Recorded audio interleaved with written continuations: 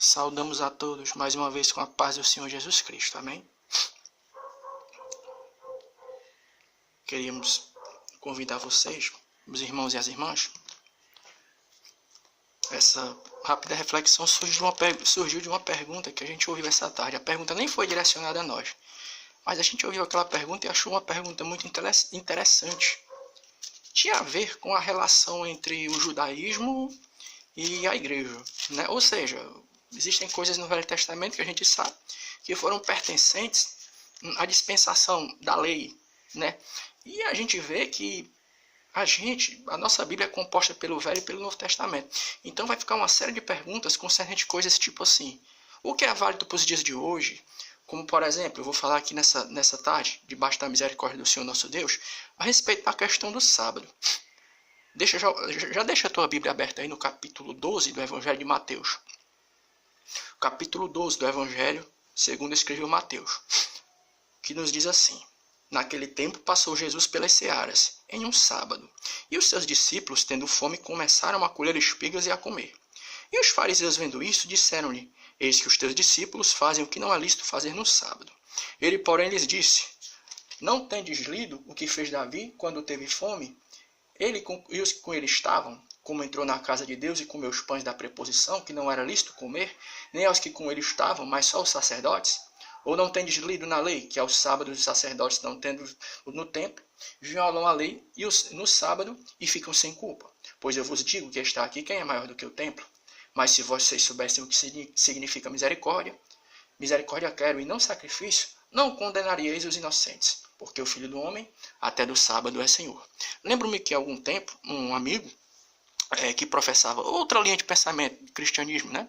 Ele nos mostrou um livro e perguntou se a gente queria ler o livro, e a gente leu. Aquele livro falava de um ex-pastor assembleiano que, pelo fato, olha o pensamento dele, de ter lido a Bíblia Sagrada, na linha de pensamento dele, ele saiu do meio assembleiano, porque, segundo o pensamento e o julgamento dele, as Assembleias de Deus, como todas as igrejas, né, como até mesmo dentro do pensamento católico, as igrejas evangélicas, presbiterianas, batistas, principalmente os assembleianos, estavam pecando porque tinham abandonado o mandamento da guarda do sábado. E eu lendo aquele livro, muito bem um argumento, verdade seja dito, muito bem elaborado, este que vos fala notou uma coisa. Sabe o que foi?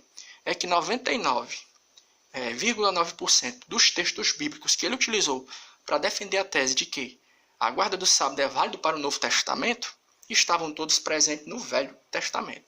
Então vai ficar assim a pergunta: existe uma argumentação lógica para a gente, tipo assim, acabar com essa dúvida de se o sábado ele é válido para os dias de hoje? A igreja tem que guardar o sábado para que ela venha ser salva? Uma igreja assembleiana, um batista que não guarda o sábado, um presbiteriano, né, que não guarda o sábado, ele está pecando pelo fato de não estar guardando essa lei que está presente no Velho Testamento? Aí eu fiz a pergunta para esse meu amigo. E essa pergunta vale para mim e para você. Assim, como argumentação.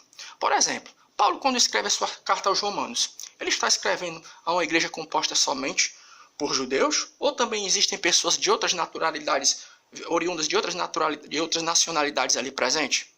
Claro que não. A igreja, por exemplo, quando ele escreve a sua carta aos Romanos, ele escreve para uma igreja miscigenada. Haviam pessoas de outras nações, tinha grego, tinha africano, né? Então, aí fica outra pergunta.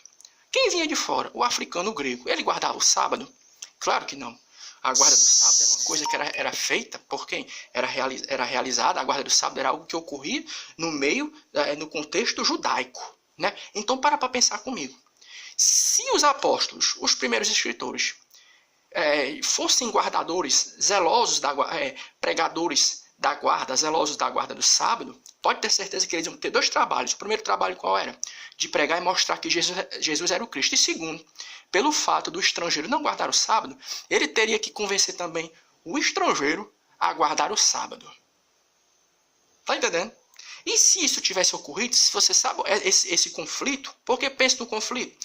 Um judeu, se um apóstolo tivesse essa preocupação, como Paulo, de afirmar que a guarda do sábado era válida para o Novo Testamento, isso seria o que é refletido nos escritos de Paulo, de Pedro, de Tiago, porque eles teriam que converter também o gentio à questão da guarda do sábado, porque o gentio não guardava o sábado.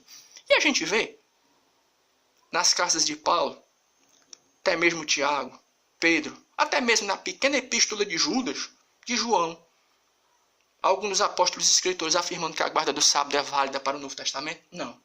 A gente não vai ver isso. Você sabe por que a gente não vai ver isso? Porque os apóstolos entenderam que a guarda do sábado teve a sua relevância, teve a sua importância no Velho Testamento. No Novo, você não vai ver o sábado como ordenança. Alguém vai dizer, não, mas os apóstolos, em Atos dos Apóstolos, a Bíblia diz que eles no sábado, eles iam ali no sábado como estratégia missionária. Porque era no dia de sábado que os judeus, a semente de Abraão, se reunia para ler a lei. E eles iam ali por isso, mas no Novo Testamento você não vai ver isso. Um resquício, uma amostra de que os discípulos tiveram que converter os gentios à questão da guarda do sábado. Porque se os apóstolos eles fossem realmente pregadores zelosos da questão da guarda do sábado, você teria visto isso aonde? Nas cartas de Paulo, de Pedro, Tiago e João. Dos 10 mandamentos presentes no Decálogo, olha, você sabe quantos se repetem? Os que são repetidos, apenas 9. Você vai ver, por exemplo, a carta de Paulo aos Efésios. Você vê os 9 mandamentos. Questão de não mentir, honrar pai e mãe e coisas do tipo ali na carta de Paulo aos Efésios. Mas você não vê ele afirmando, olha, guarde o sábado, porque isso é agradável e da vontade do Senhor. Você não vai ver isso, não. Então, se nós fôssemos usar o quê? A desculpa de, tipo assim, para viver um cristianismo legalista, nós só teríamos no Novo Testamento base para nós guardarmos apenas os 9. Isso se nós fôssemos viver o cristianismo de forma legalista, porque não é, nós somos salvos pela graça. Nós só acharíamos o quê? Base para afirmar que o Novo Testamento fala dos 9 mandamentos. No sábado você não vê. Irmão, isso é um princípio que você pode utilizar para outras coisas e outros questionamentos que são levantados. Coisas que estão presentes no Antigo Testamento e fica aquela pergunta, isso é válido para o dia de hoje? Alguém pode até dizer assim, não, mas a Bíblia dá a entender que fulano ele fez isso, fulano agiu assim. Mas você também tem que ver outra coisa. Como eu aprendi com um professor meu, que ele era até bem mais jovem do que eu. Achei muito legal essa argumentação. Você tem que ver se aquilo que está sendo falado é uma descrição ou mandamento. Quer um exemplo? A Bíblia fala que Abraão levou Isaac e colocou na pedra, no Monte Moriá, para um sacrifício. Deus provou a fé de Abraão, pediu Isaac. Aquilo é uma ordenança para mim, para você no dia de hoje? Não. É apenas uma descrição. Nós podemos até tirar algumas lições espirituais disso, mas não é um mandamento. Então a gente também tem que saber fazer uma diferenciação entre o que no Novo Testamento é uma descrição ou um mandamento, uma ordenança. Porque tem coisa que o Novo Testamento ele diz que, por exemplo, os patriarcas fizeram, mas agora você tem que ver se isso é uma ordenança. Então fica aqui essa rápida, espero que a gente tenha sido bem claro, porque o nosso propósito é apenas de gastar apenas, no máximo, 10 minutos no que é concernente à elaboração de um pensamento. Viu, meu querido? Então a argumentação básica é essa. Se o sábado fosse para os dias de hoje, para pensar na dor de cabeça que teria sido para Paulo, Pedro, Tiago, João, no que é concernente à questão de eles tinham que converter as pessoas às duas coisas. Primeiro, mostrar que Jesus era o Cristo. E segundo, mostrar que a guarda do sábado era algo válido para os dias de hoje. E você não vai ver isso nas epístolas, nem nos evangelhos. O sábado sendo mostrado como um tipo de ordenança. Só para terminar, para tu ver como é interessante. Na carta de Gálatas, capítulo 3, versículo 10 e 11, olha o que é que Paulo diz, inspirado pelo Espírito Santo de Deus, para a gente encerrar aqui a reflexão. Carta de Paulo aos Gálatas 3, 10 e 11.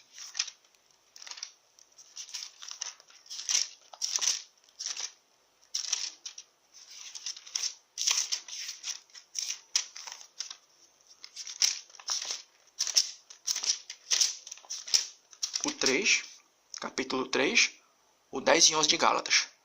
Todos aqueles, pois, que são das obras da lei, estão debaixo de maldição, porque escrito está, maldito todo aquele que não permanecer em todas as coisas que estão escritas no livro da lei para fazê-las. E é evidente que pela lei, ninguém será justificado diante de Deus, porque o justo viverá da fé. E nós encerramos aqui mais essa rápida reflexão, esperando que nós tenhamos abençoado a tua vida, e rogando ao Senhor nosso Deus que Deus ele me conceda e te conceda um final de semana abençoado e cheio da misericórdia de Deus. Amém.